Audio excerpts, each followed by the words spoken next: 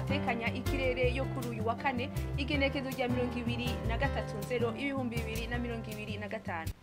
Ejo mu gitondo hatekanywa ko hazokwaka izuba hacemwo n'ibicu bikeya mu ntara nyinshi zigize igihugu cacu, nayo mu ntara za Cibitoke, Bubanza, Bujumbura, Rumonge na Makamba hatekanywa ko hazogwa imvura hacemwo n'ibihe vy'izuba. Ahazobakanye kurusha handi akazo ari mu ntara za Mwaro, Gitega na Kayanza, ibipimo bizoye kuri dogere Celsius 13.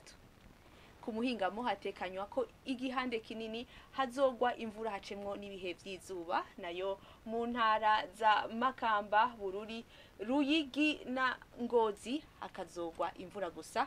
Mu ntara za Mwaro na Muyinga hakazokwaka izuba harimo imicu bikeya, nayo mu ntara za Gitega, Karusi na Kirundo akazoba ari ikirere kirimwo ibicu vyinshi.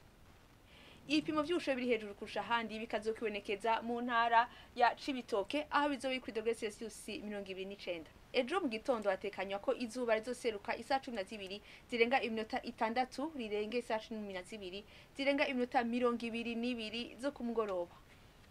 Akaba ari ngagarukiye amakuru atekanya ikirere yo kuri uyu wa kane mwateguriwe n'ikigo kijejwe ibirere ca Ijebu, yari Fenatio y'inka ayabashikirije.